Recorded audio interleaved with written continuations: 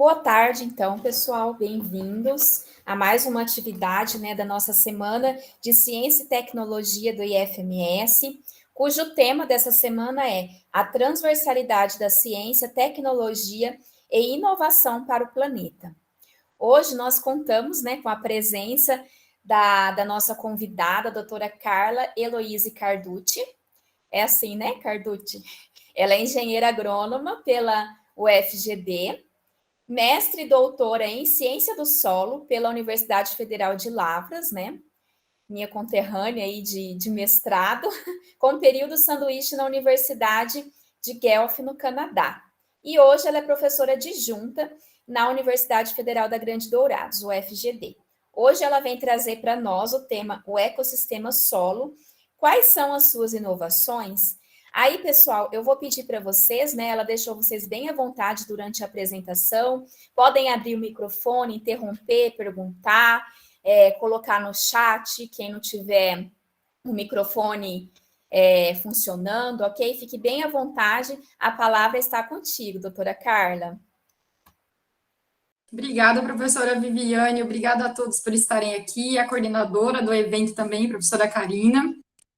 E vamos começar, então, conversando um pouco sobre o que é o solo, o que é esse ecossistema solo, e por que ele está inovando, O que eu quis dizer com isso quando eu trouxe essa proposta para vocês? Acredito que aqui hoje nós temos aí os alunos de agronomia, na maior parte, e alguns alunos, talvez, aí também dos cursos daqui de Dourados, que são mais envolvidos com tecnologia. E aí, pessoal, olha só que legal, nesse primeiro slide eu já trouxe essa imagem para vocês, que mostra o ser humano, Professora. Um minuto, eu já vou colocar, tá? Eu consegui abrir aqui. Tá bom.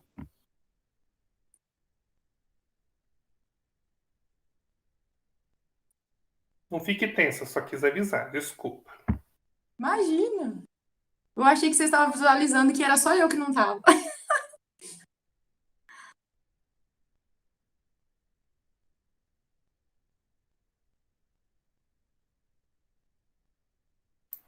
Oi, Karina, pode deixar que eu posto aqui? Pode fechar a sua, porque daí depois você vai sair. Eu fico apresentando.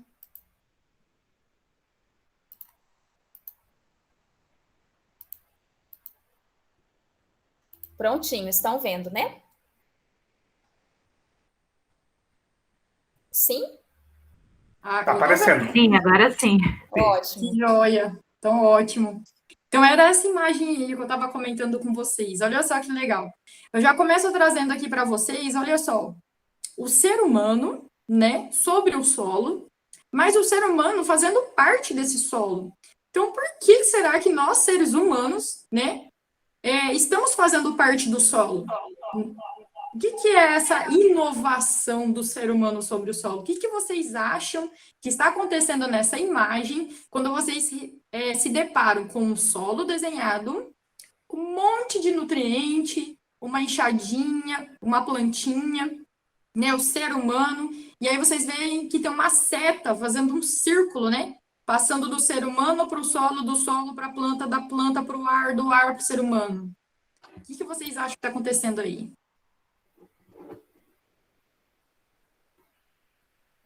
Bom, como estamos no aquecimento e vocês ainda estão tímidos, O que está acontecendo? Olha só, essa imagem, que ela é de 2015, que foi o Ano Internacional da Ciência do Solo, mundial, tá? Ela trouxe a importância do solo na saúde humana.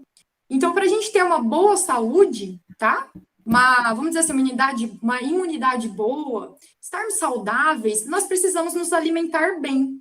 E para nós nos alimentarmos bem, nós precisamos cuidar do solo. De que forma? De uma forma tal que ele consiga suprir a planta, que é o nosso alimento, ou animal, Para quem aí é fã da proteína animal, Que é o nosso alimento, de uma forma mais eficiente possível. E isso colabora com a saúde, Tanto a saúde do próprio solo, quanto a saúde do ser humano. E entre um e outro, a saúde da planta.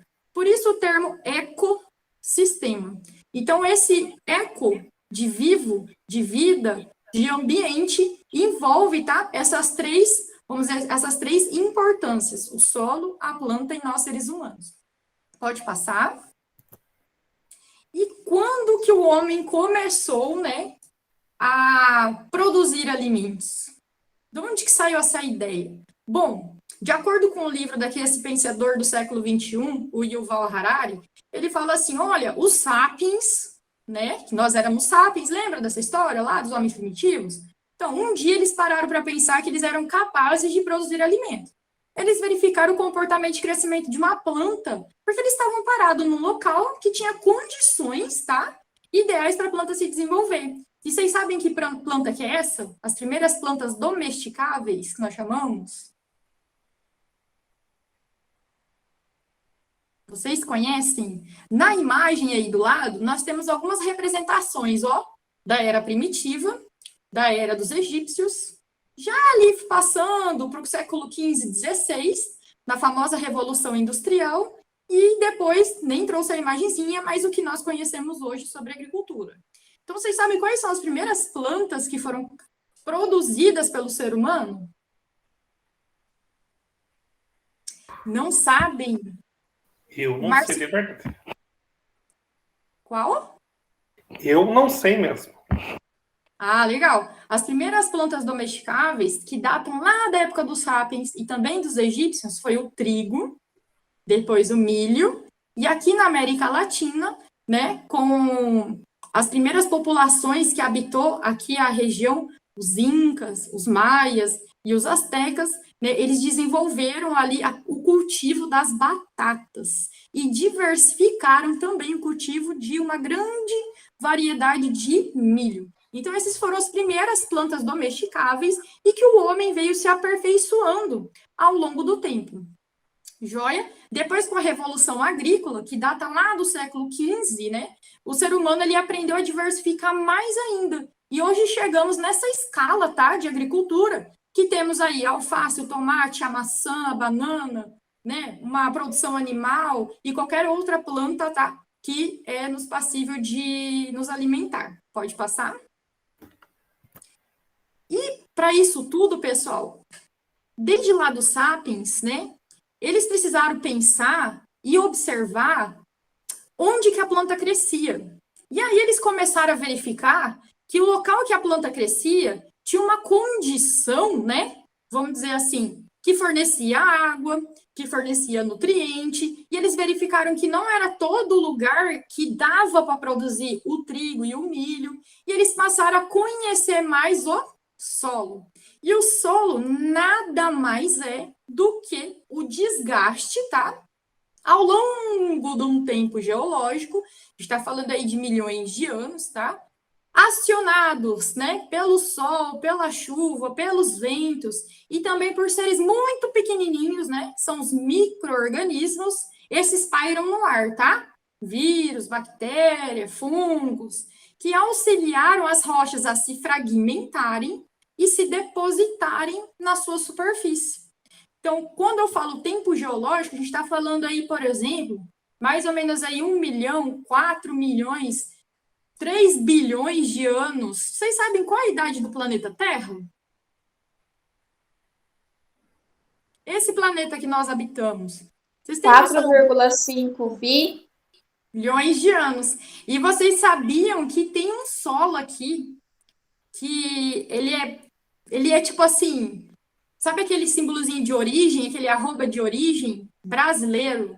E é culpa dele que tem muitos estudiosos que falam que o Brasil era conectado, né, à África, porque lá na África ocorre esse mesmo solo aqui, e esse solo tem a mesma idade da Terra, gente. É o latossolo. Esse solo aqui da nossa região de Dourados e Maracaju, né? Esse solo vermelho que a gente às vezes não gosta quando é dona de casa, porque suja tudo, né? Encarde tudo, mas esse é um solo muito velho, praticamente tem a idade do nosso planeta. E é sobre ele que nós utilizamos, né? Para a maior parte da nossa vida. Já vou contar como. Então é isso. Professora, mas só tem esse solo? Não, tem muitos outros. Olha só na setinha. Tem ali pelo menos 13 tipos. O que é isso? É como se fosse nós aqui nessa sala. Ó, nós estamos em 21 pessoas, tem até mais. É como se fosse 13 pessoas, 13 identidades diferentes, com 13 potenciais e 13 limitações. Vamos conhecê-los? Pode passar. Aqui estão eles, né? Então, aqui no Brasil, né, nós temos, né, registrados, catalogados, e aí nós fazemos vários levantamentos, né, essas 13 ordens, esses 13 tipos de solo. Cada um tem a sua função. Por exemplo, assim, é como nós. Às vezes nós temos uma habilidade que é melhor que a do nosso colega, certo? Mas também a gente tem alguma limitação, tem alguma coisa que a gente não é bom. Por exemplo, eu não sou boa com programação. Não me adianta colocar para fazer uma programação que eu não vou dar conta, mas me coloca para falar que eu vou dar conta. Entendeu? E é assim que solução. Eu coloquei eles aqui dividido em capacidades. Os primeiros, lá do alto, onde está escrito argissolo, cambissolo, chernossolo, latossolo, eles têm uma maior capacidade que nós chamamos física. Né? Eles são muito bons, né, para drenar água, armazenar água. Eles geralmente são usados para a maior parte de produção das culturas, com um em especial que eu já vou chamar a atenção. E de baixo para cima, aí no slide, que vai até mudando a corzinha, para azul claro, né, a setinha depois para azul escuro, já vem acontecendo um pouco mais de limitação no uso desse solo. Mas ele fica muito eficiente para produzir um tipo de cultura que nós nos alimentamos praticamente todo dia, que é o arroz. O arroz, ele precisa de um ambiente, tá? Ele precisa estar num solo que seja capaz de dar para esse arroz uma grande quantidade de água. E aí nós temos solos especializados nessa habilidade. Olha que coisa interessante, né? Então, prof, você vai me perguntar, tem todos esses solos aqui no Mato Grosso do Sul? Não, gente, não tem. O Mato Grosso do Sul é meio que dividido, tá, em praticamente 2 tipos de solo, tá?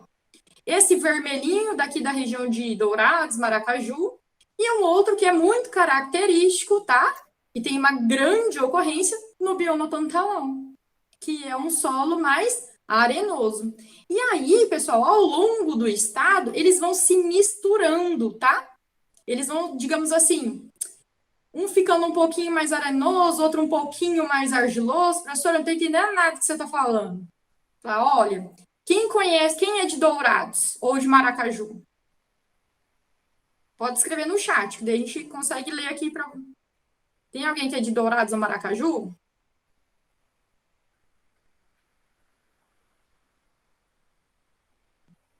Olha, só me mandaram boa tarde. Dourados. Maioria? Tem alguém que é de Nova Andradina? Bataiporã? Eu sou de Nova Andradina. Nova Andradina. Ó, que legal. Nova Andradina, onde o Márcio está, lá já tem uma mistura desses solos.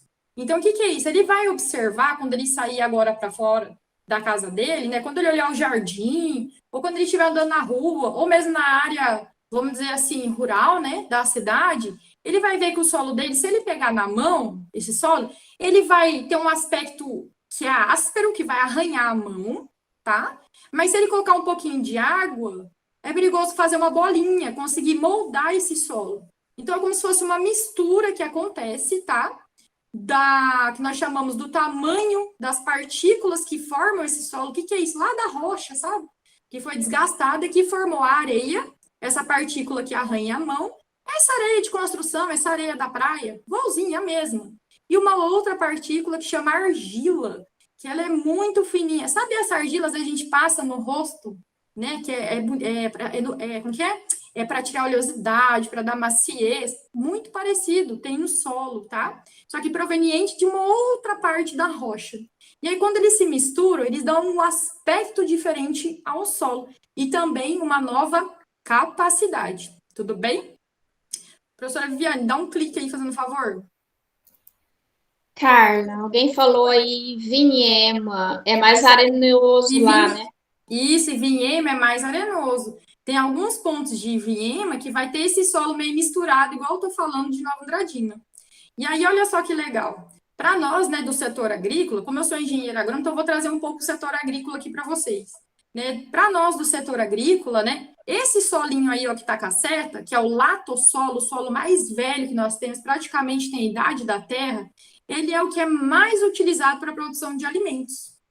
Verdade. E ele está praticamente cobrindo a maior parte do nosso país.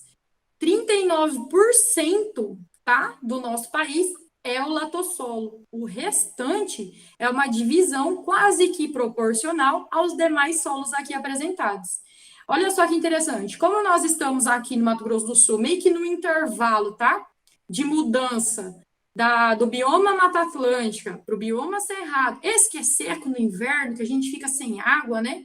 Na época do inverno, e muito quente, muito úmido no verão, ele está em torno de 50% ocupando esse bioma. E ele sai daqui do Mato Grosso do Sul, passa pelo Mato Grosso, passa pela parte norte do estado de São Paulo, passa em todo o Goiás, pega um trechinho de Minas, pega um trechinho do Tocantins, um trechinho do Maranhão e termina um finalzinho lá na Bahia. Por isso também que o Cerrado é chamado pelo mundo lá fora, tá? Como celeiro agrícola do mundo. O que é isso? Esse bioma ele é capaz de produzir, praticamente só ele, a maior quantidade de alimentos possíveis e suficientes, tá? Para atender a demanda de alimentos pelos outros países e pelo nosso. Olha que interessante. Estima-se, então, que até 2030, né, o nosso país, vai conseguir triplicar a sua produção e auxiliar na parte de alimentação os demais países. E isso já está acontecendo. Nós exportamos muito, tá?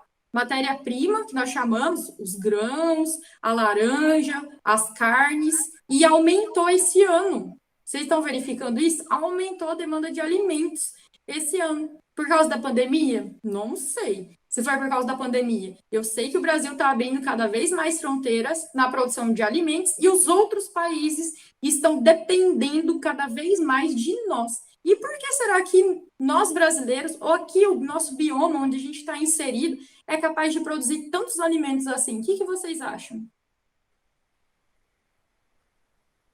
Por que será que a gente é tão capaz de produzir tanto alimento assim? Sol, água, luminosidade. Isso, olha só, o Brasil, ele tem uma dimensão continental, né, que a gente chama. O país é muito grande. Imagina, cabe a Europa aqui dentro, uma parte da Ásia e, se duvidar, um pedacinho do Canadá, né? Cabe dentro do Brasil. E o Brasil, ele tem exatamente isso que o colega falou. Ele tem muita mudança em termos de temperatura ao longo do país, de umidade, que são as chuvas, e tem 13 tipos de solo, com 13 potencialidades. Olha só que interessante. Sabe o que mais nós temos? A melhor tecnologia de produção agrícola. Pode acreditar. A gente tem aqui sistemas que eu vou contar para vocês ao longo da palestra, que são capazes de não só produzir o alimento que a gente precisa com qualidade, mas também um alimento que traz segurança ao ambiente, né? E aí está a inovação que eu vou contar para vocês hoje. Pode passar, por favor? E essa inovação, pessoal, engloba... Olha só, até coloquei essa caretinha que eu acho que vocês vão assustar. Essa inovação engloba o conhecimento das funções do solo. Vocês sabiam que o solo tem funções? E tem pelo menos essas 12 aí? É verdade. O solo, ele funciona como uma caixa d'água e um filtro. Sabe, às vezes, né, nas nossas casas, talvez, se tivermos poços artesianos autorizados, né, que nós chamamos com outorga, a gente pode atingir ali o aquífero Guarani, né? Aqui o Mato Grosso do Sul está inteiro sobre esse aquífero. E tomar uma água de excelente qualidade. Vocês já se perguntaram como é que essa água foi parar lá? Foi culpa das chuvas. E depois das chuvas, foi culpa do solo, tá? Que filtrou essa água, deixou ela limpa, cristalina, somente o H2O nela, permitiu que ela se movimentasse até pelas rachaduras das rochas que nós temos aqui na nossa região, que é o basalto, esse aí que o pessoal usa para brita, sabe? E logo abaixo dele um arenito, né, que é uma rocha mais porosa, que permitiu com que essa água continuasse sendo purificada e filtrada. Por isso que a gente toma uma água de excelente qualidade. Eu, particularmente, ainda não tenho essa possibilidade, mas muitas pessoas já têm essa possibilidade de utilizar essa água do aquífero, né? Olha só o que o solo é capaz também de nos fornecer como função. Todo mundo está dentro das suas casas hoje, ou apartamentos? Todo mundo olha para fora da sua casa, tem ali um asfalto? Tem um jardim? Pronto. O solo serve de base, tá? De suporte para as construções civil e também para a pavimentação. Sem o solo, pessoal, é impossível a gente estabilizar a construção civil. A construção de uma casa, a construção de um prédio, tá ok? Construção de um galpão, a gente precisa do solo para ele dar o suporte. Uma outra função muito interessante, que é uma inovação, é fazer com que o solo, tá? Que tem a sua função de ciclagem de nutrientes, né? Funcione mais eficiente com auxílio. Olha, fizeram uma pergunta aqui, bem legal. Se o desmatamento pode estar associado com os ciclos de seca. Olha só, o que acontece? Apesar de estar sendo falado aqui no Brasil que as pessoas continuam desmatando, a nossa área verde, tá? Ainda passa de 60%. Pensa no país como um todo, 60% dele ainda é área verde. Então, assim, o que acontece também? Existem ciclos meteorológicos, tá? E esses ciclos meteorológicos, eles podem ser intensificados com alguns fenômenos que surgem, aí aqui eu vou dar o nome, El Niño e Laninha, que é muito típico para nós aqui na América do Sul, que intensificam, tá? A seca ou o excesso de águas, tá? Por exemplo, quando tem o El Niño, né? Nas regiões onde costuma chover menos, vai chover menos ainda. E quando tem o Laninha, nas regiões onde costuma chover muito, vai chover mais ainda. Onde isso ficou bem marcado, que eu lembro, porque eu tinha um experimento a campo, e eu ainda era professora da Universidade Federal de Santa Catarina. Gente, eu era de lá. Fiquei lá de 2013 até 2017. Depois vim para cá, para o UFGD. 2015, eu tinha um experimento lá que a gente quase perdeu com a seca. E em 2014, eu quase perdi meu experimento lá, onde eu morei, de tanto que chovia. Né? A planta não se desenvolvia, ela se limitou, porque ela tinha água sobrando para ela. E aí faltou ar para ela se desenvolver. Então, o que acontece? Pode ser, sim, que o desmatamento esteja alterando, tá? Ou para mais ou para menos, o ciclo meteorológico. Mas o ciclo meteorológico, ele vai muito além disso. Ele vai com toda aquela posição de qual estação que está, do giro da Terra, da temperatura, tá? Influencia muito mais. Então, um ou outro desmatamento pode influenciar em algum nível, tá? Ou mais a seca, ou mais em chuvas, né? Tá ok? Então, o que está acontecendo agora? Essas secas, é normal para o bioma cerrado? A gente passou aí desde, deixa eu pensar aqui, esse ano, não monitorei, hein, gente? Mas foi desde final de maio, né? Final de maio, junho, julho, agosto, praticamente sem chuvas aqui na nossa região, né? No Mato Grosso do Sul. Isso é o nosso clima. Esse ano foi muito característico, tá? De todo o histórico que se tem de registros, tá? Em relação ao clima e à classificação climática para a nossa região. Esse ano foi um ano típico, normal. Só que a gente não estava acostumado mais com isso. Justamente por causa do El Niño e do Laninha estariam ocorrendo frequentemente. Por exemplo, aqui na região de Dourados, esse frio que fez de geadas seguidas, eu lembro que quando eu era criança, porque eu sou natural daqui, era normal ter uma geada atrás da outra. Gente, eu já sou velha, tá? Isso há 30 anos atrás. Então, e agora se repetiu. E eu tive essa sensação de ter voltado na minha época de infância, de quando eu ia para a escola, morrendo de frio, né? Porque tinha acontecido o quê? As geadas. E fazia muitos anos que não tinha geadas consecutivas aqui na região.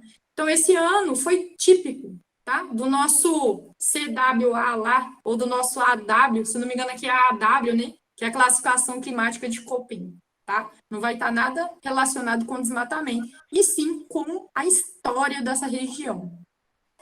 Respondi, ficou mais dúvida? Pode continuar. Não, tranquilo, era isso mesmo. Obrigada. É isso mesmo? Tá, joia.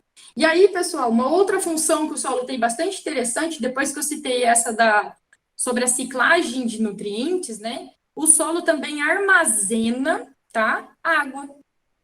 E aí, para quem é da agronomia que está aí, vai lembrar aí de uma aula que a gente tem, né? E que é muito utilizado hoje em dia, principalmente nas hortas, a irrigação.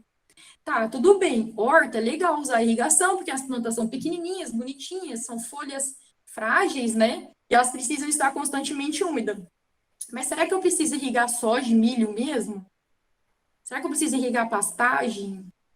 Eu estudo bastante culturas alternativas, né? Linhaça, grão de bico, gergelim.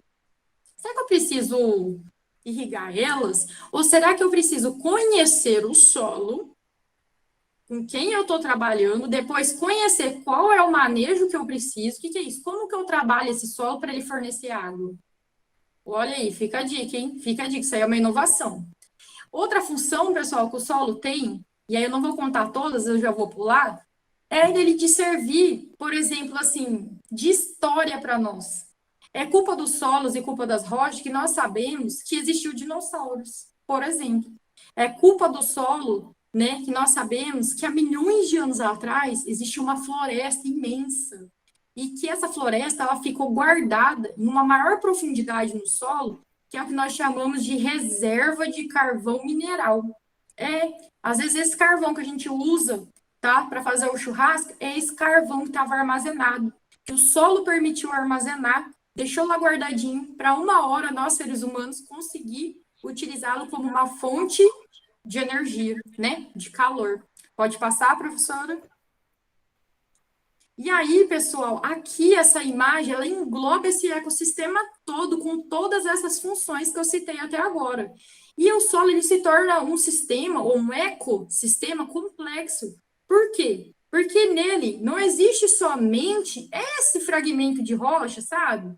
Mas existe o resíduo das plantas, existe animais que habitam e vivem e dependem do solo, tá? Como a minhoca, a formiga, o cupim, a aranha, tá ok? Outros muito pequenininhos, né? Como os fungos, as bactérias, os vírus, todos eles vivem num ambiente, tá? De equilíbrio, vamos dizer assim, com as raízes das plantas, e aqui chamado de rizosfera, né? O que é isso? Uma fatia que tem da ligação das raízes das plantas com o solo e esse meinho com os organismos. Por isso, ecossistema solo. Pode passar?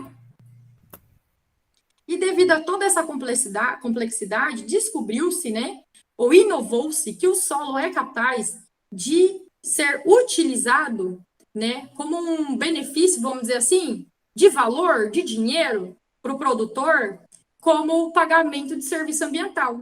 Olha, eu não falei de várias funções que o solo tem. Você sabia que todas essas funções, se elas forem preservadas, se elas não forem destruídas, o produtor pode ser pago por essa preservação? Sim. E aí isso chama-se os serviços ambientais ou serviços ecossistêmicos do solo, que envolve os serviços de proteção e os serviços de regulação do ambiente sério, porque o solo é capaz de armazenar carbono, biodiversidade, porque plantas, organismos, né? A própria água, ele funciona como uma caixa d'água imensa, que a gente precisa aproveitar, e também ele pode servir como beleza cênica. Professora, por que beleza cênica se o solo a gente não vê? Olha, não é ele que dá o suporte de crescimento das plantas? Não é sobre ele que a gente faz construções? Não é sobre ele que eu posso ter um parque de preservação e utilizar para o turismo? Pronto. Está aí a funcionalidade dele e a inovação dele por ser pago por isso. Pode passar, professora? Uma outra inovação que o solo tem, pessoal, que está sendo muito pedida desde 2019, fortaleceu-se agora na pandemia e está dando continuidade, é o quê? Na área agrícola, de produção de alimentos, nós utilizarmos o solo como uma forma de recuperar aquilo que está degradado. E aí eu coloquei duas imagens para vocês, aí no canto esquerdo, né, do slide, mostrando áreas degradadas. Professora, eu não entendi nada disso daí que está aparecendo. Isso daí nós chamamos de erosão. Quando eu vejo o solo, a cor dele, e ele me parece que está aberto, rasgado, né? Nós chamamos de vossoroca. Ou simplesmente uma enxurrada que passou numa chuva muito forte e formou uma erosão. Meu Deus, isso aí jamais pode acontecer. E aí o produtor ele também pode ser pago, né? Digamos assim, ele pode ter esse benefício por ele preservar, recuperar essas áreas.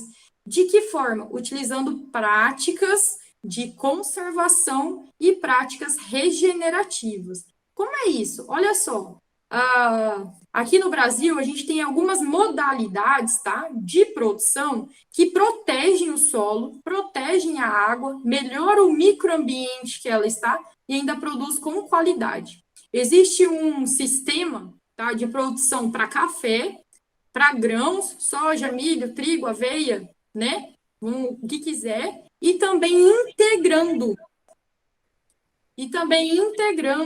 tá? Tudo isso junto, que são sistemas integrados. Sabe os sistemas de lavoura, pecuária, floresta? Pronto, em diferentes modalidades.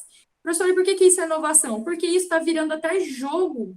Sério, existe uma iniciativa aqui no país, proporcionada por algumas startups de game e pela Embrapa, que é a Empresa Brasileira de Pesquisa Agropecuária, por fazer jogos, né, para crianças, para ensiná-las que o solo precisa ser preservado. No solo você pode construir, no solo você pode adquirir o seu alimento, e no solo pode passar, professora. E no solo você pode armazenar carbono. Vocês já estão ouvindo aí nas notícias dos jornais, vocês estão prestando atenção, ou às vezes na novela, ou às vezes algum comercial no Facebook, Instagram, Twitter, alguma coisa, falando sobre, nossa, eu vou fazer minha pegada de carbono. Eles falam, meu Deus, o que é essa pegada de carbono? Bom, nós consumimos muito, certo? A gente não se alimenta todo dia, a gente não compra uma roupa nova, às vezes a gente não anda de ônibus, ou de carro, ou de moto, pronto, nós estamos consumindo o quê? Carbono. E ao mesmo tempo que a gente consome o carbono, a gente libera, tá, para a atmosfera o dióxido de carbono. E aí vocês já ouviram falar em efeito estufa, certo? Tem a ver com desmatamento, hein? Será que é o desmatamento que eleva o dióxido de carbono ou será que é o meu consumo desenfreado que eu quero uma roupa nova todo dia? E a indústria vai ter que fazer essa roupa para mim e lançar para a atmosfera esse dióxido de carbono. Olha aí, pessoal, fica a dica. As duas coisas, né? As duas coisas. Você sabia que... Só que daí, o que eu acho, prof? Que o desmatamento, nesse caso, ele é tão ínfimo, perto do nosso consumo, porque imagina, todos nós juntos aqui, nós estamos em 27 pessoas. Se a gente quiser, as 27 pessoas comprar uma blusa hoje, nós emitiremos para a atmosfera, só de comprar essa blusa, em torno de 3 toneladas de dióxido de carbono. É muita coisa, prof. É mais do que desmatar um trechinho ali de 1 metro quadrado. Sim, é que às vezes as pessoas desmatam e queimam também, né?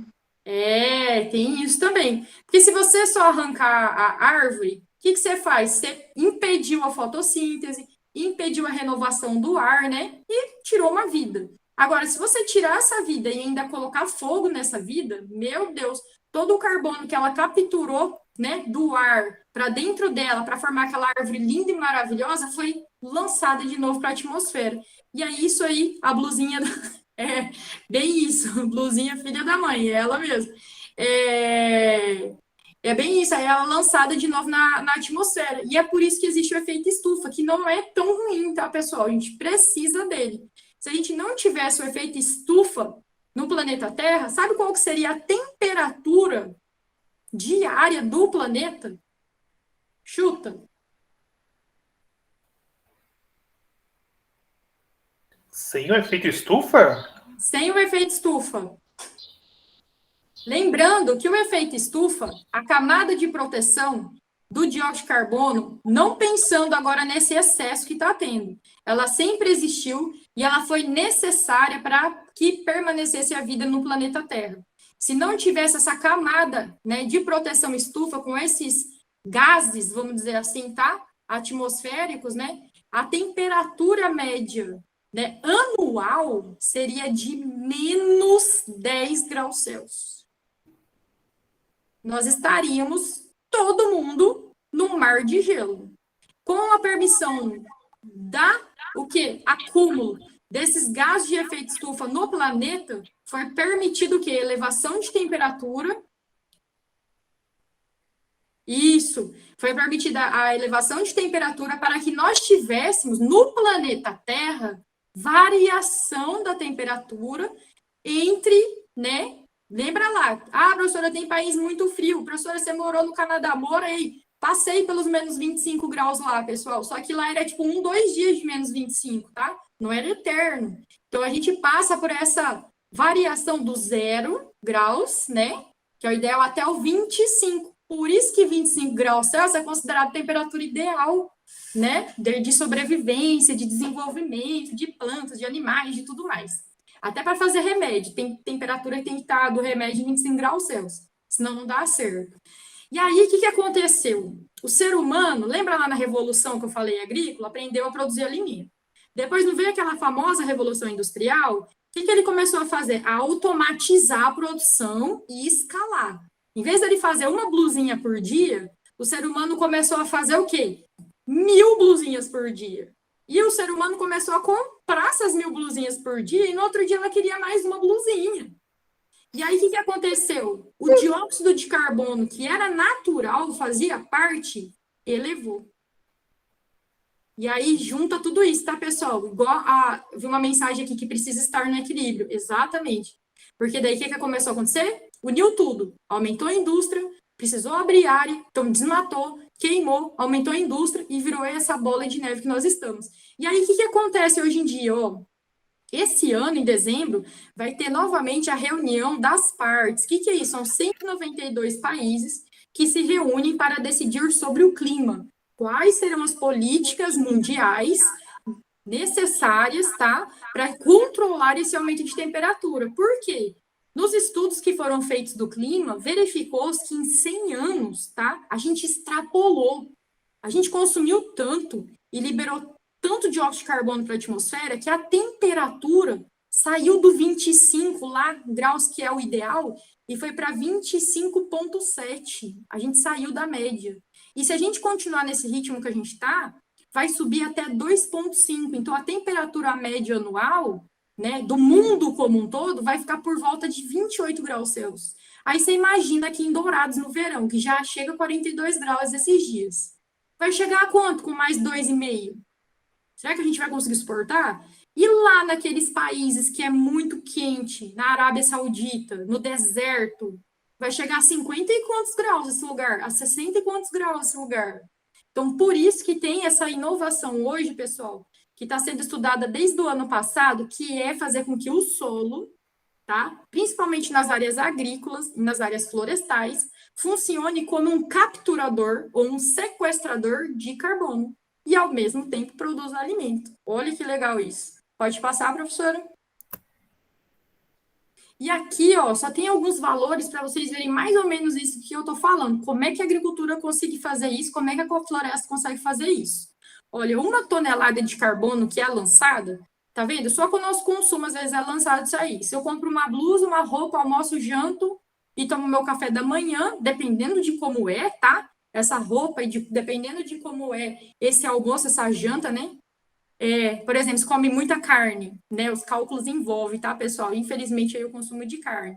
É possível a gente lançar 1 tonelada aí em 1 semana, tá? De carbono. Essa 1 tonelada de carbono significa 3,67 toneladas de dióxido, só de gás. Lembra que carbono é açúcar? Você come maçã, carbono. Você coloca uma roupa feita de planta, igual eu tô com uma blusa aqui de linho. É planta, carbono, tá? Você come salgadinho, carbono. Você toma Coca-Cola, carbono. Tudo é carbono, tá, pessoal? E ali, o outro é só o dióxido, é só o gás. Isso daí é o que nós chamamos de crédito. Então, a agricultura e a floresta, elas estão sendo creditoras. O que é isso? Elas estão armazenando, guardando carbono. E estão sendo pagas por isso. Olha que legal. E aí, esse comércio, né, que nós chamamos de mercado de carbono, ele pode ser regulado pelo nosso governo ou ele pode ser um acordo entre o produtor e a empresa, Microsoft, Apple, Shell, por exemplo, só para citar. Vocês conhecem as empresas de tecnologia, né? Samsung, Sony, tá ok? Que elas não conseguem diminuir as suas emissões e elas fazem parceria com a agricultura, para a agricultura consumir esse dióxido de carbono por elas. E aí, do que você está falando, prof? Eu estou falando de mais ou menos aí, 10 toneladas, tá? De dióxido de carbono equivale a quase R$ 1.000. Então, na agricultura, nos balõezinhos coloridos, está mostrando alguns valores do que é possível armazenar. A floresta tá por hectare, o que é isso? 10 mil metros quadrados ou um campo de futebol, tá? Um campo de futebol de floresta é capaz de armazenar 160 toneladas, tá? De dióxido de carbono.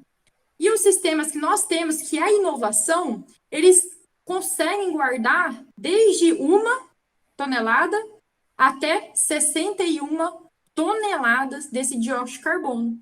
E olha só, pega esse valor e faz vezes R$ 892. E sabe o que o produtor fez para ganhar isso? Nada. Ele só continuou fazendo certo. E ele pode ser remunerado. Pode passar, por favor? Estamos chegando ao fim. E aqui está os nossos sistemas de produção capazes de armazenar carbono. Essa é a outra inovação. Antigamente, aqui do lado superior, tá, direito, nós tínhamos a agricultura convencional. Se vocês tiverem um dia a oportunidade de ir para o Tocantins, igual eu tive a oportunidade de ir, de conhecer o Tocantins e o Maranhão, passando ali de carro pelo interior mesmo, pelas lavouras para conhecer, eu vi a famosa soja na pedra, gente. Eu tomei um susto. Falei, meu Deus, como é possível produzir soja nesse solo? Ele não tem essa capacidade. E realmente, eu fui acompanhando um perito agrícola no qual os produtores tinham perdido a sua lavoura. Porque realmente não poderia estar ali aquela lavoura, muito menos sendo produzida da forma convencional que nós chamamos. O que é isso? Mexendo no solo, sabe? Tem uns equipamentos que promovem o revolvimento desse solo para fazer a semeadura ou plantio. E aí não poderia ser nessa técnica. E aí o que acontece? Poderia utilizar? Olha, para floresta sim. Esse solo aí pura pedra, que é chamado plintossolo. Mas, fora isso, não recomendaria a agricultura, não. Dá mais produção de soja. Mas, graças a Deus, existem os outros sistemas, olha aqui representados nas imagens, que é o pecuária floresta, quando eu quero ter a madeira e o animal na área. Lavoura floresta, quando eu quero ter a madeira e os grãos ou cereais, né? Por qual motivo o que, Douglas? Que eu não recomendaria? Será? Sua dúvida? Você pode complementar no chat?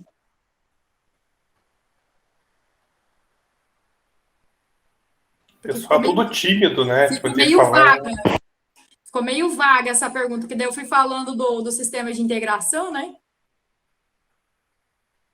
Por que não recomendar, né, o plantio da soja nesse local de pedra aí que eu estou falando para vocês? Olha só, esse solo, quando a gente tenta cavar ele é pura pedra. Essa pedrinha chama plintita. O que é isso? É uma concentração de óxidos de ferro. Sabe a hematita, guetita, esses minerais que dão cor aos nossos solos vermelhos aqui, de dourados?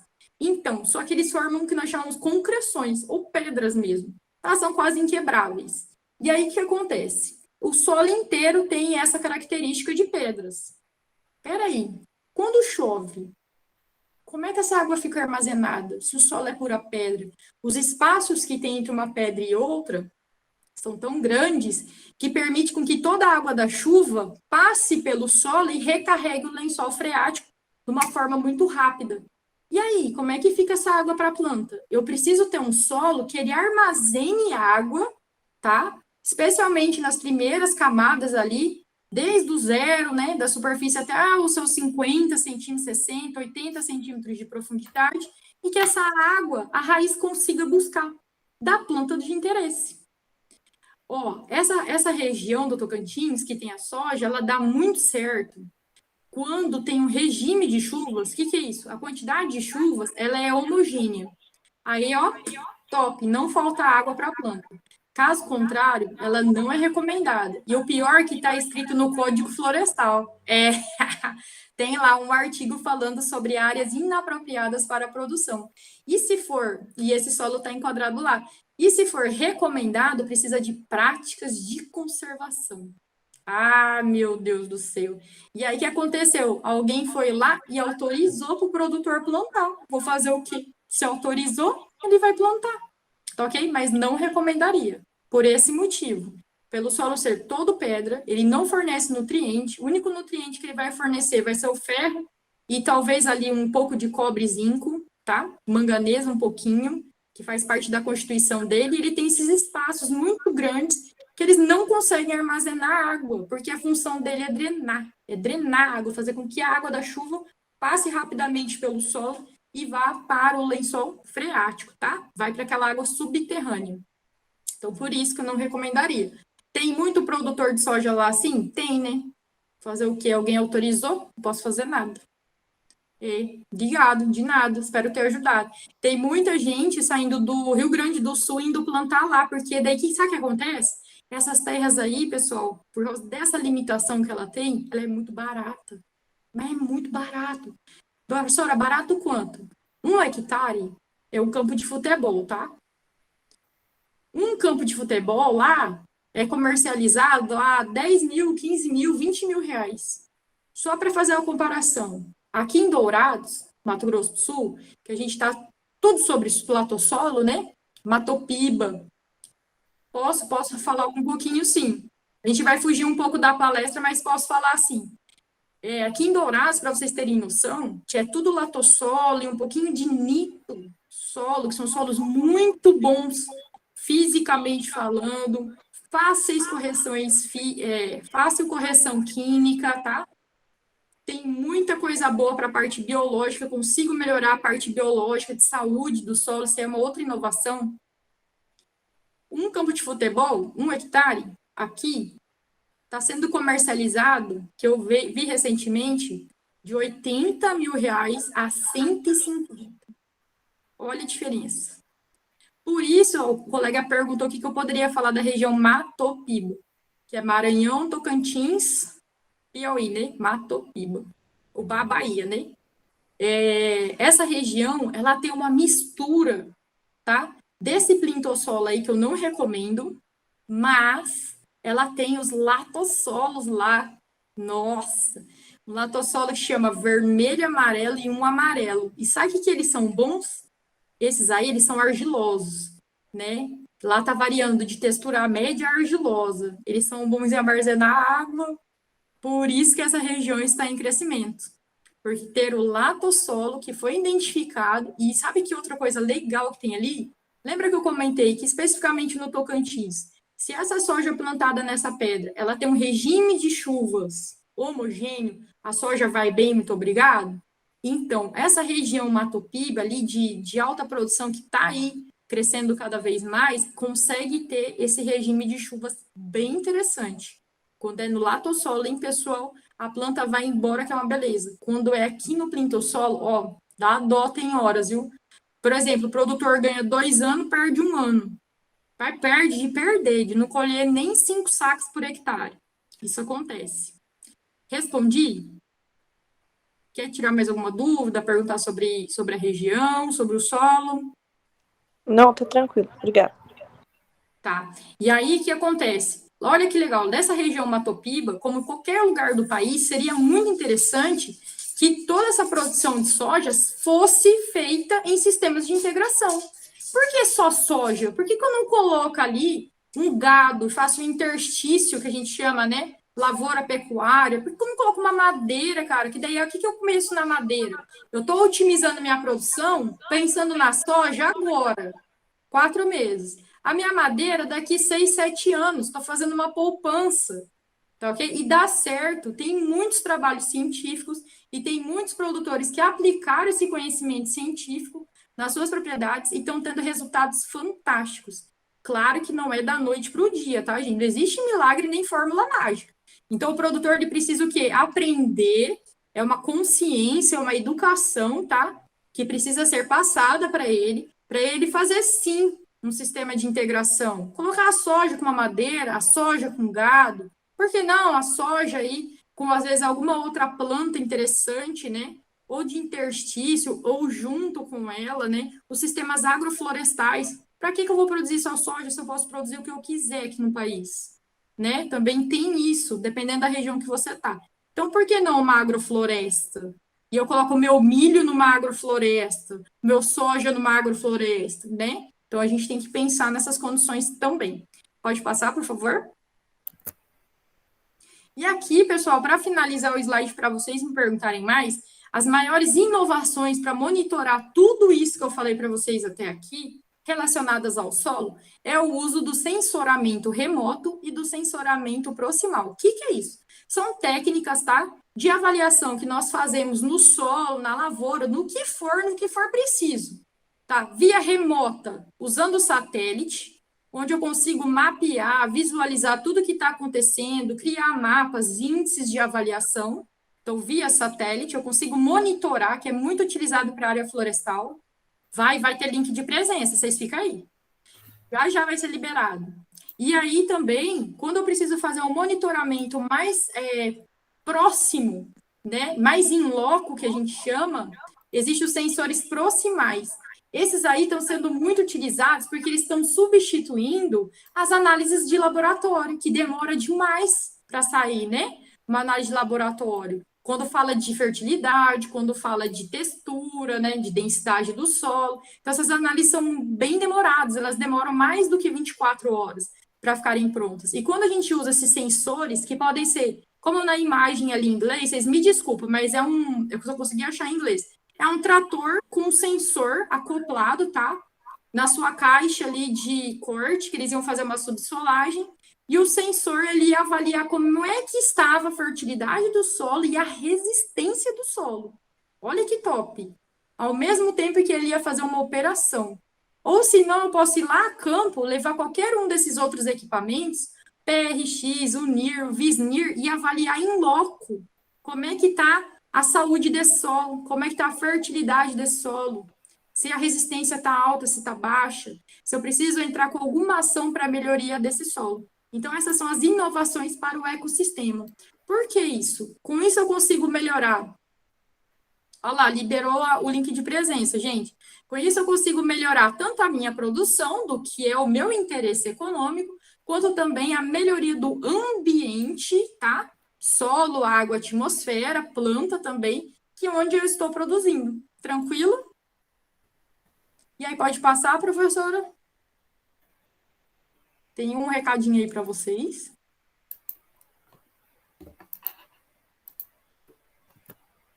E aí, eu deixo aqui, então, aberto para vocês mais perguntas que vocês têm para fazer. Estou à disposição. Espero que tenham gostado de conhecer o ecossistema solo. Nossa, eu amei. Eu já vou fazer pergunta. Primeiro, eu gostaria de fazer um comentário e depois eu vou fazer uma pergunta. Agora que já acabou a apresentação, eu vou sair daqui do celular para não ficar dando esse eco chato. Tá.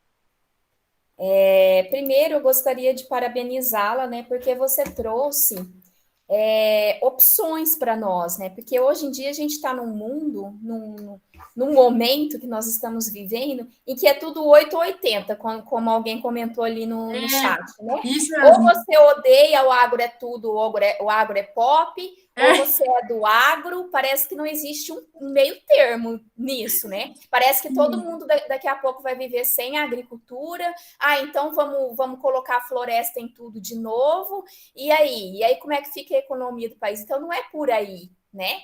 É óbvio, a gente também não vai desmatar tudo, vamos transformar tudo em agropecuária e botar fogo em tudo e acabar com a... Não é isso, né?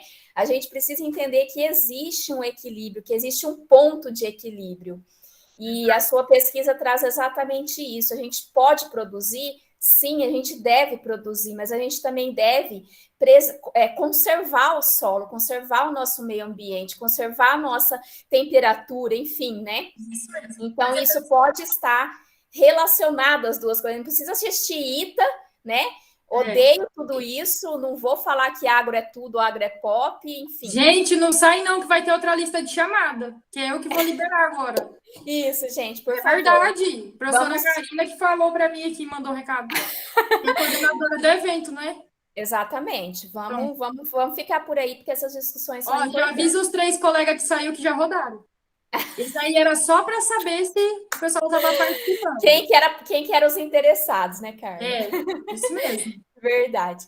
Então, eu achei bem legal. Eu acho que a gente tem que partir desse princípio mesmo, de tentar unir as duas coisas. O Brasil tem feito isso muito bem nos últimos anos, tem evoluído muito. O controle biológico mesmo, a utilização do controle biológico é um dos maiores exemplos que nós temos no mundo. O Brasil é um dos maiores exemplos. A gente aumentou aí mais ou menos 25% da comercialização, né? Acho que dá para a gente unir as duas coisas. A minha pergunta é o seguinte, com relação aos créditos de carbono, que é uma coisa que me interessa muito, eu quero saber como que está essa questão. Se já tem produtor ganhando dinheiro com isso, se isso já está sendo de alguma forma monetarizado, porque os nossos estudantes serão futuros agrônomos, aí boa parte deles, né?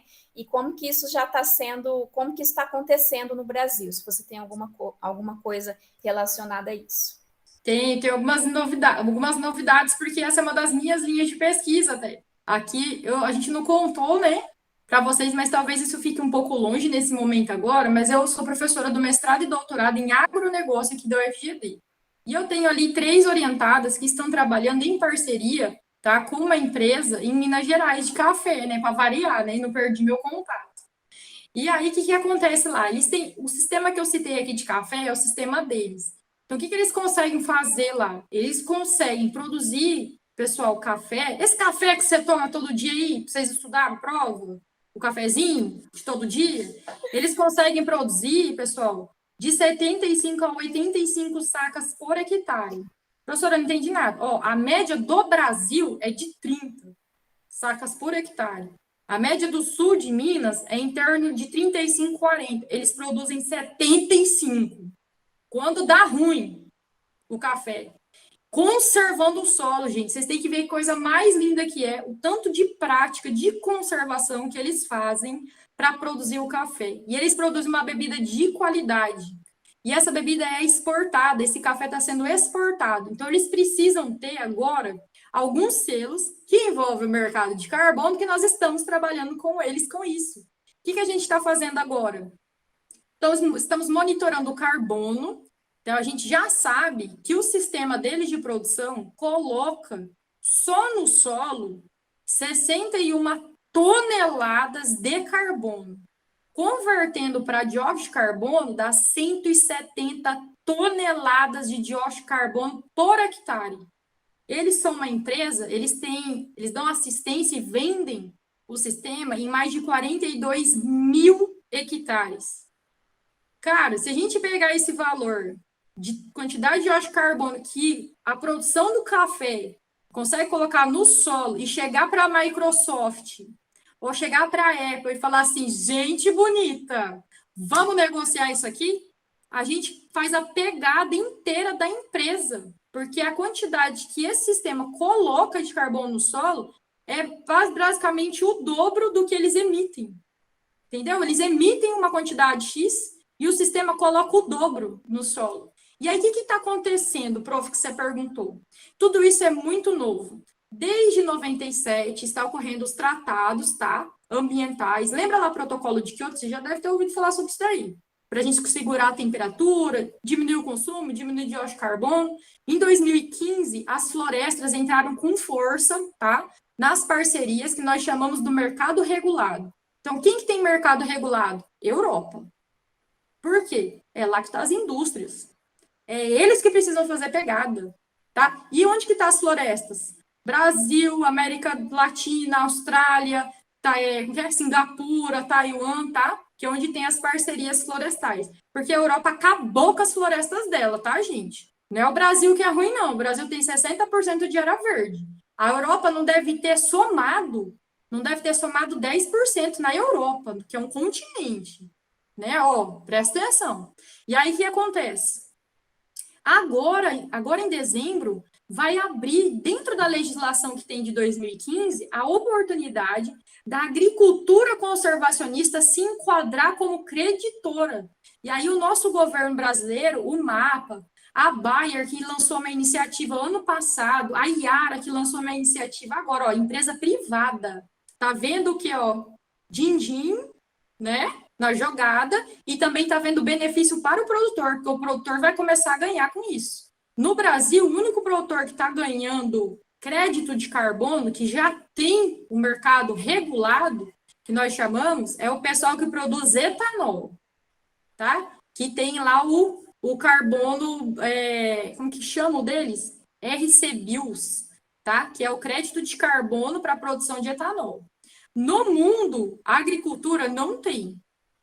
Existe, né, desde 2019, que começou, tá, essa onda na Austrália, nos Estados Unidos, os mercados voluntários. O que é isso? Eu tenho uma empresa que monitora carbono, que faz todo o estudo que precisa, conversa com o produtor, monitora o produtor, faz todo o estudo necessário, vai lá na mega empresa, né, numa mega empresa, e oferece o produto. E eles negociam, é um contrato direto. Por isso, mercado voluntário. Então, as partes se conversam para fazer um contrato de quanto que a Microsoft, a Apple, a Shell, sei lá, essas big company, né, que tem muitas aí, vão querer de carbono dos produtores. Então, o mercado voluntário já existe. Aqui no Brasil, a iniciativa Bayer Embrapa e a iniciativa Iara estão tentando catalogar isso. Eles estão tentando fazer um levantamento, né, dos produtores conservacionistas, sistema plantio direto pesado, com rotação de cultura, com tecnologia, etc., para saber o quanto que eles conseguem colocar de carbono no solo, tá? Para eles desenvolver lá para o produtor, por exemplo, assim, um aplicativo de celular, que ele vai inserir 1 ou 2 dados, né? E o aplicativo já vai falar assim, ó, você está sequestrando tanto de carbono.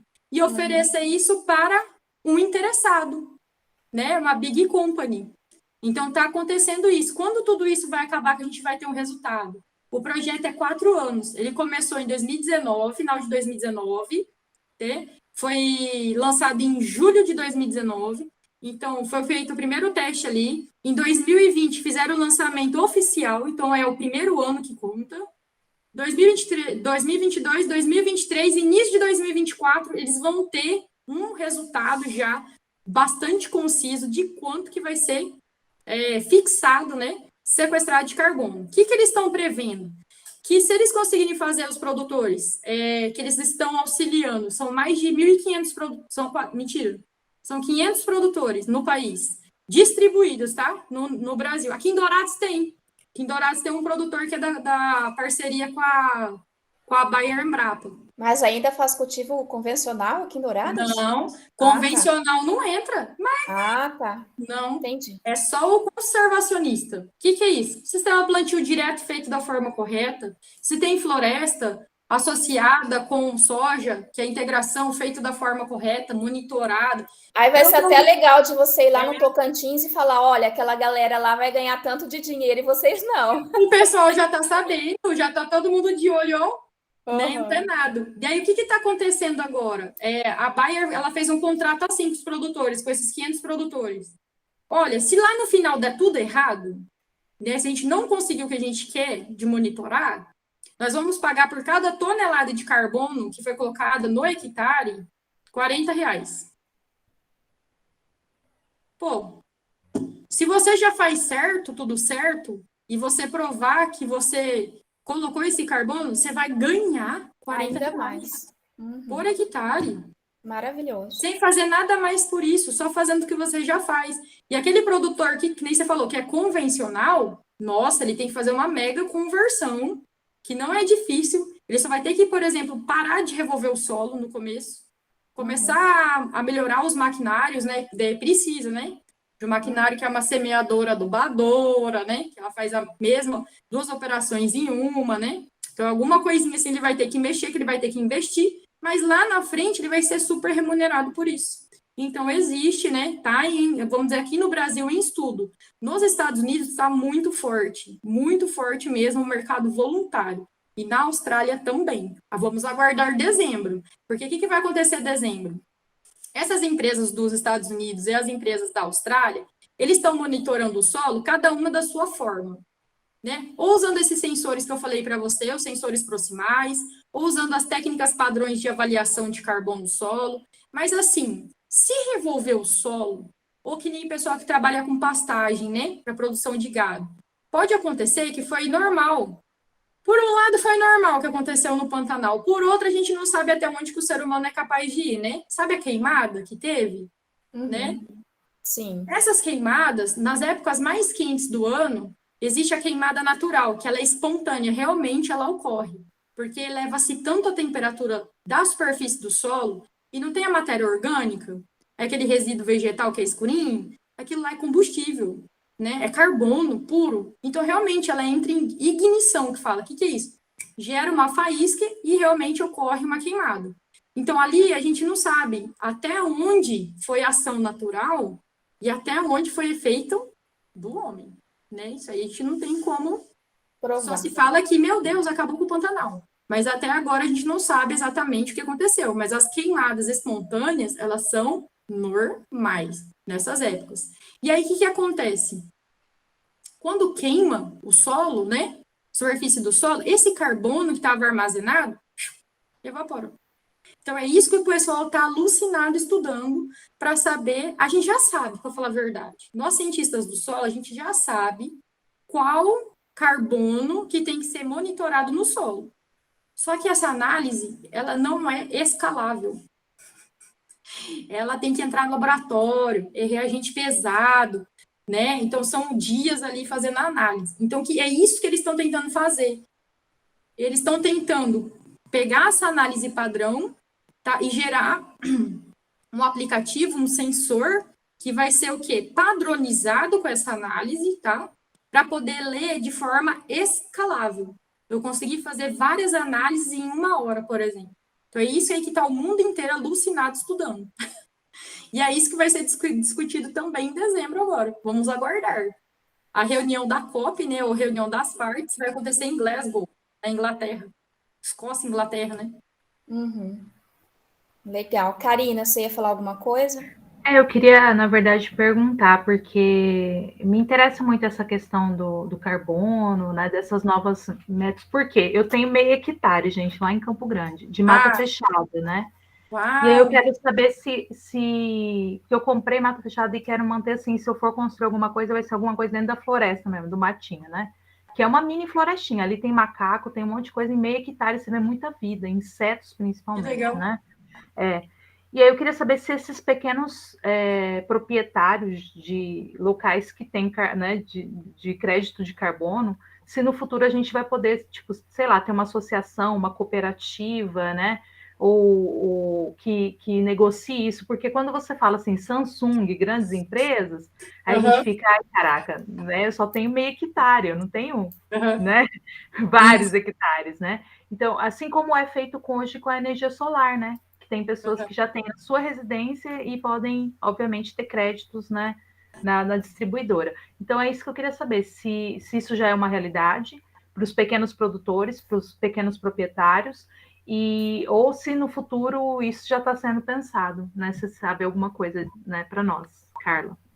Tá. Ó, como você falou que você tem uma reserva legal, né? Praticamente o seu meio hectare é uma reserva legal. Você se enquadraria dentro da legislação que tem de carbono, que já existe, que é o RED+. O que é isso? É para reflorestamento e reflorestamento. E no seu caso é nativa. Então, o que acontece? Já existe um mercado regulado para você aqui no Brasil. Então, o que você precisa estar? Igual você falou, precisaria de uma associação de produtores para você cumprir o critério que uma big company, né, ou o próprio governo brasileiro, porque isso já tem. Quando é floresta, já está regulado desde 2015. Né? Então, o que você vai acionar? O órgão ou a Secretaria Estadual daqui do Mato Grosso do Sul, se é Imansu, nem lembro, não, Imansu é Dourados, né? A Secretaria do Meio Ambiente do Estado, solicitar as avaliações e, se tem alguma associação cooperativa, se cadastrar na cooperativa e essa cooperativa oferecer esse produto via mercado regulado. Então, para a floresta isso é possível, para a agricultura ainda não. para a agricultura ainda está em discussão. Entendi, obrigada. Imagina. Galerinha, alguma pergunta aos nossos participantes aí? Firmes e fortes sobreviventes aqui. E o legal, pessoal, é que tudo isso que eu comentei hoje está tudo virando game. Justamente para crianças, para já colocar na mentalidade da criança a preservação e a produção. Só que o game não vai servir só para criança, né? Chama Soils Play, né? A competição de game. Ela vai servir também para nós adultos, né? Porque querendo ou não, você vai querer conhecer o game, né? Porque tem games que envolvem a produção agrícola, a preservação, construção de florestas, só que games internacionais, né? Eles já existem. Até eu lembro quando eu dei aquela palestrinha, um mocinho falou, não, professora, já tem tal game, tal game, tal game, que é fora do país, não foi construído aqui. E agora está tendo essa competição para construir aqui. Olha lá, falei para vocês que ia ter lista de novo. Ninguém acreditou. Vocês avisam os coleguinhas que saiu, viu? Que é essa que tá valendo agora. Legal, Carla. Eu sou muito otimista. Eu acho que essa questão do crédito de carbono vai fazer com que a gente pense, né, em conservar mais. Até porque, assim, você fala da Europa, eu concordo, né, que eles não têm muita moral, vamos dizer assim, para falar da gente, mas, por outro lado, eu acho que eles são como se fosse um avô nosso, sabe? Que acabou, que fez uma merda quando era jovem e se lascou. E aí ele pega e fala assim, ó, neto, não vai fazer igual seu avô fez, porque seu avô quebrou a cara. Então, eu acho que é nesse sentido. Eu acho que eles nos alertam, né, para que nós não façamos exatamente a mesma coisa que eles fizeram no passado, né?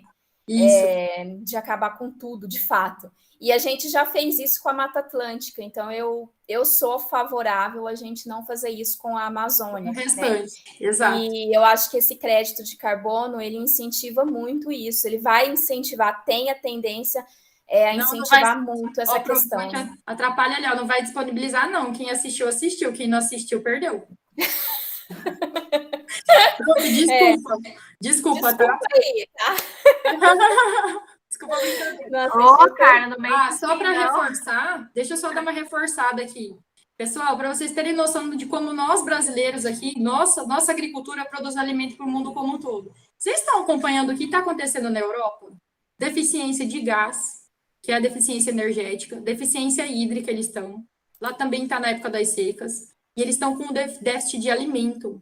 O Brasil fechou contrato agora em setembro para mandar o que ele já manda para a Inglaterra, mais 60% de comida para a Inglaterra. O que a gente produz? Carne, soja, milho, laranja, entendeu? Algumas frutas, café, que vai para a Europa.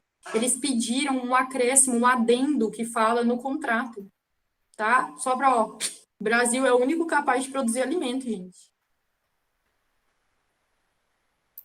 Isso aí. E não é culpa da pandemia, não. É alguma outra coisa que está acontecendo lá.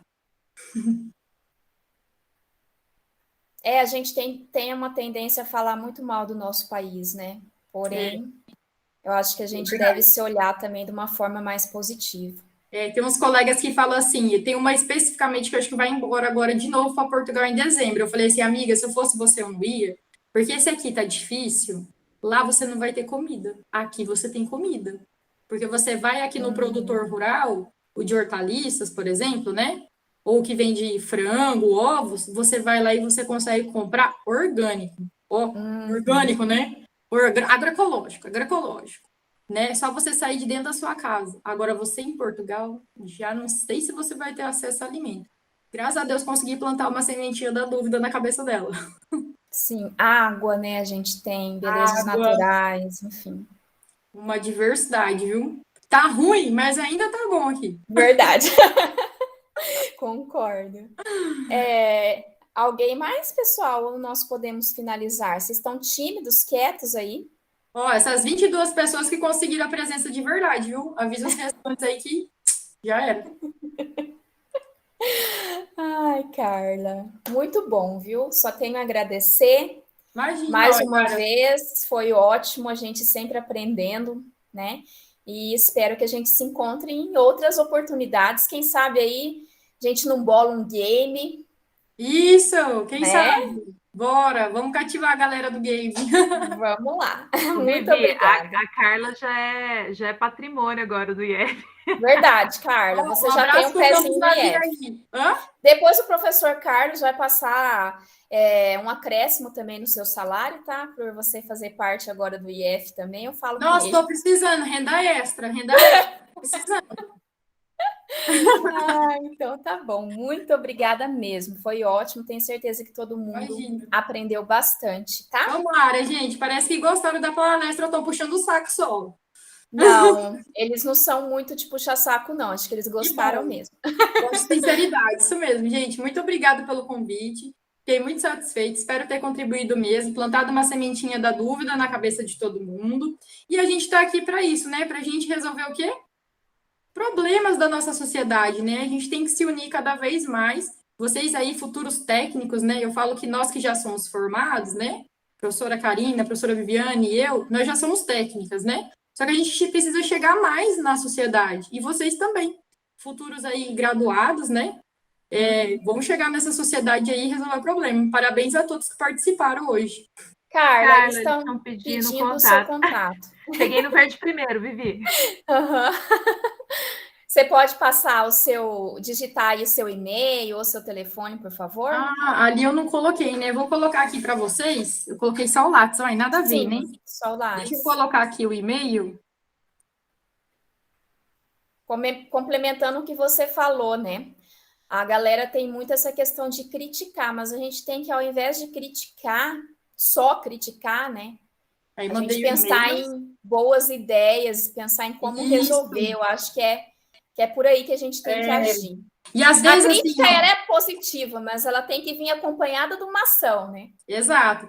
E assim, eu brinco aqui até para os alunos, 19 alunos, vocês ficam aí. E assim, às vezes a gente tem que pensar fora da caixinha, tá, gente? Então, você que é agrônomo, você que é TI, né? Que está estudando aqui no Campos Dourados, na Viraí, eu acho que é agronomia também, né? Cara, Também. a gente tem que se unir com as nossas outras inteligências, que são pessoas, né? Que não é igual nós. Porque, por exemplo, de agrônomo já tem eu. Aí eu quero ter parceria com a prof. Viviane, eu quero ter parceria com a prof. Karina, eu quero ter parceria. Como que é o nome de um prof que participou lá, que é do game, aquela vez da palestra? Rodrigo, O Thiago, Yuri. Yuri Caran, o Thiago. Eles que participaram, eu quero ter parceria com eles para a gente conseguir o quê? Unir o que a gente sabe de conhecimento e gerar esse produto, né? Ou gerar esse serviço para atender a sociedade. Nem que for na forma de um game. Excelente, muito bem. E daí a gente atinge uma galera imensa, né? Com certeza. Então, tá Esse é o joia. objetivo. Obrigada, gente. Coloquei... Tchau, tchau. Tchau, tchau. Coloquei o meu e-mail à disposição, qualquer coisa, estamos aí. Okay. E estamos abertos a parcerias também com o IF, com certeza. Vamos fazer. Vamos. Tchau, tchau, gente. Boa tarde. Tchau, obrigada. Tchau, tchau. Tchau, tchau. Tchau, Carla. Obrigada. Eu vou ficar aqui por último. Eu saio por último, que eu faço as honras da casa. Tá.